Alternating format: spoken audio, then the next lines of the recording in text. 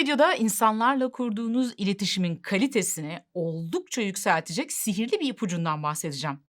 Böylelikle karşı tarafı yaralamadan ve yaralanmadan barışçıl ve etkili bir iletişim kurabileceksiniz. Gün içindeki davranışlarımızın, söylemlerimizin pek çoğu bilinçli, farkındalıklı değildir. Otomatik tepkilerdir. Yani insanlarla iletişimde çoğu zaman bilinçli yanıtlar değil, otomatik tepkiler veririz. Örneğin bir mağazada çalışan ve görevi müşterilerle ilgilenmek olan bir görevli olduğunuzu düşünün. O gün oldukça yoğun, siz artık çok yoruldunuz, bunaldınız ve şöyle bir hava almak için mağazanın dışına çıktınız. O sırada bir müşteri arabayla mağazanın önüne geldi ve sizi görünce kornaya basıp gel işareti yaparak sizi çağırdı. O sırada otomatik olarak zihninizden şöyle bir düşünce geçti. Hayret bir şey ya, tipe bak, bir de beni ayağına çağırıyor. Sanki ben onun emir eriyim. Böyle düşündünüz ve görmezden geldiniz. Sırtınızı döndünüz. Fakat müşteri ısrarlı kornaya basmaya ve sizi çağırmaya devam ediyor. Bu durumda siz de arabaya yaklaşıp öfkeyle buyurun dediniz. Sanki adeta buyurun ne vardı ne istiyorsun der gibi.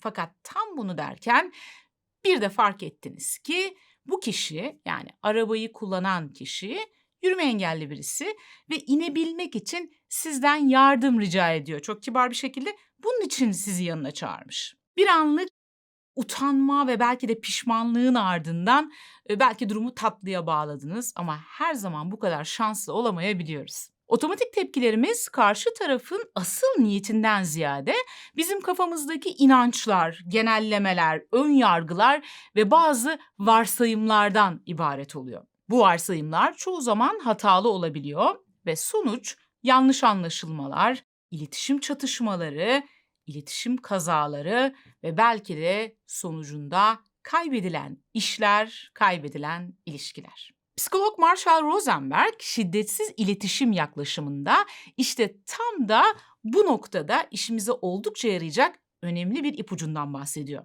Bu ipucu değerlendirmeden ya da yorumlamadan gözlemlemek. Diğer videolarımı izleyenler bilirler bu tekniğin aynısını özellikle stres ve anksiyete anında ortaya çıkan rahatsız edici bedensel ve zihinsel hislerimizle baş etmede de kullanıyorduk. Ne diyorduk? Rahatsız edici bedensel ya da zihinsel hisleri, duyguları, duyumları, düşünceleri fark et.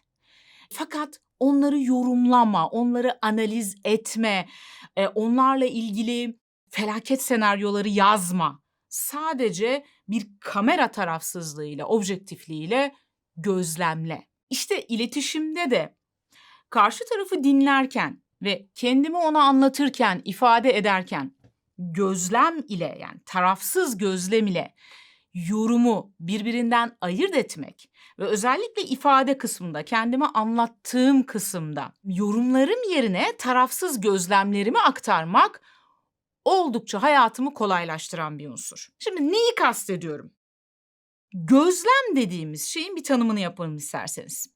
Gözlem, herhangi bir durumun tarafsız, yargısız, objektif bir biçimde, ölçülebilir bir biçimde, somut bir biçimde ifade edilmesidir. Hani dedik ya adeta bir kamera tarafsızlığıyla durumu ifade etmektir. Yorum ise tam tersine herhangi bir durumu ifade ederken işin içerisine bizim yargılarımızın, değerlendirmelerimizin, ne bileyim durumla ilgili teşhislerimizin, analizlerimizin, varsayımlarımızın işin içerisine girdiği bir ifade ediş biçimidir. Örneğin sen hep böyle yapıyorsun, işleri geciktiriyorsun demek bir yorum ifadesidir. Dikkat ederseniz burada bir yargı var ve genelleştirme var. Karşı tarafı yargılıyor. Yani sen geciktiriyorsun. Bir sen dili, yargılayıcı bir dil var ve genelleştirme var. Yani hep, hiç, asla, her zaman gibi ifadeler oldukça muğlak ve genelleştiren ifadelerdir. Oysa bunun yerine işin teslim tarihine 2 gün kaldı ve gördüğüm kadarıyla henüz başlamadın. Bir gözlemin aktarımıdır. Bakın bunun içerisinde bir yargılama yok. Tabii burada ses tonu ve beden dili de elbette çok önemli. Ancak ilk ifademiz, yani genelleştirme ve yargılama içeren ifademiz karşı tarafı strese sokar, yaralar ve yaralanan kişi savunmaya ya da saldırıya geçer.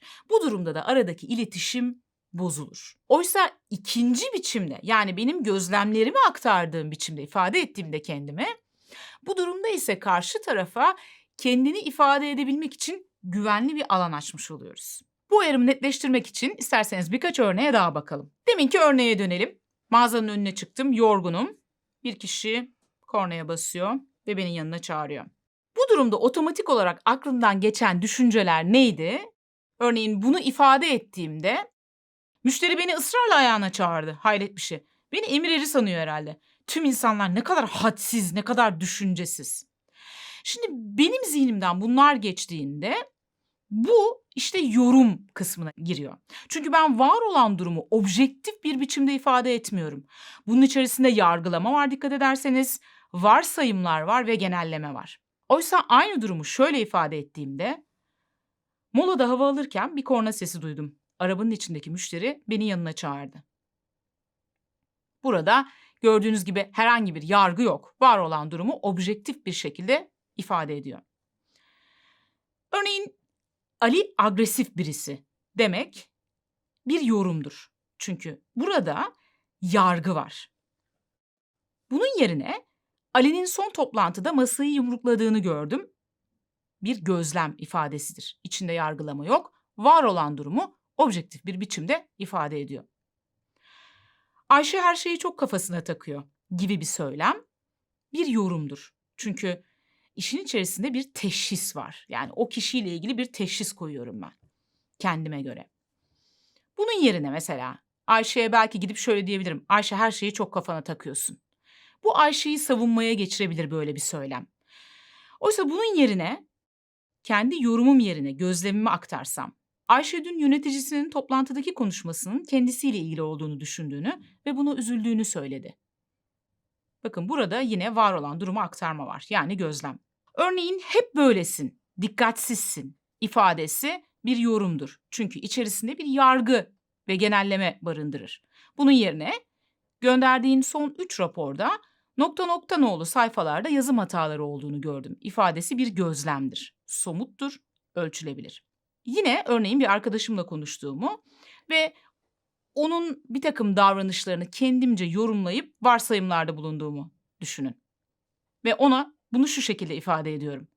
Herhalde ailenden uzakta olduğun için böylesin. Şimdi eğer durum gerçekten böyle değilse arkadaşım kendini anlaşılmamış ya da yanlış anlaşılmış hissedecek.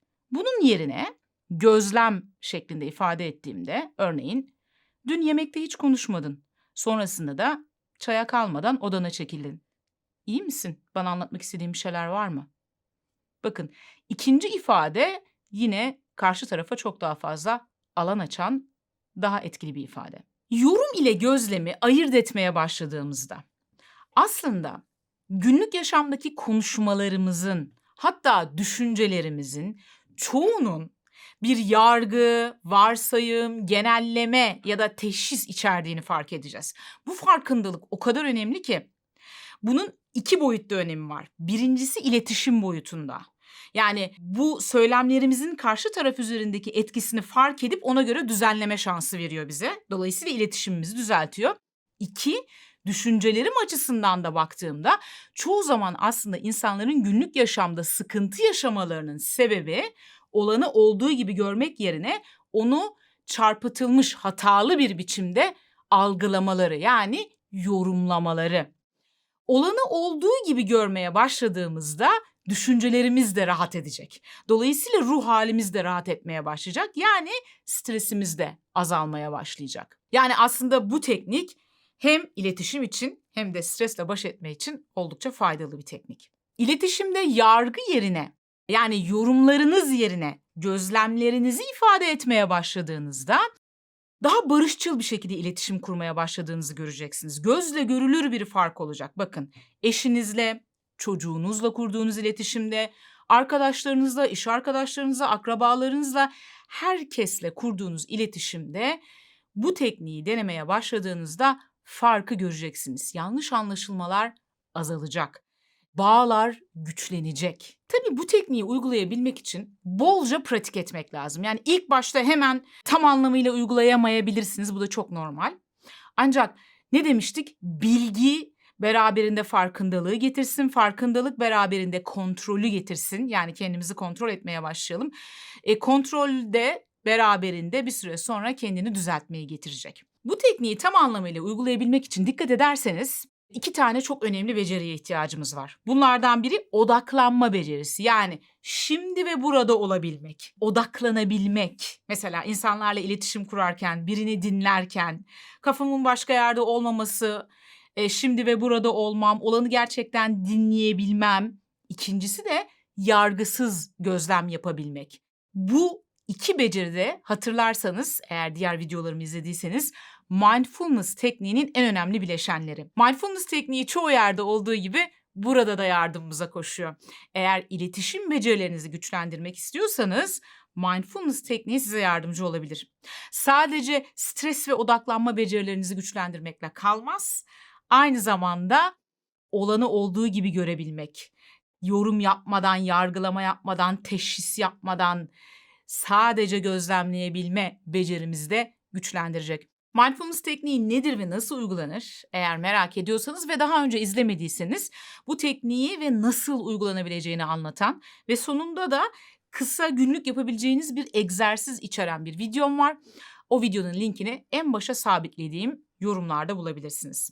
Tabii ben bu videoda Marshall Rosenberg'in şiddetsiz iletişim tekniğinin minicik bir parçasını anlattım. Yani o teknikten küçük bir ipucu anlattım.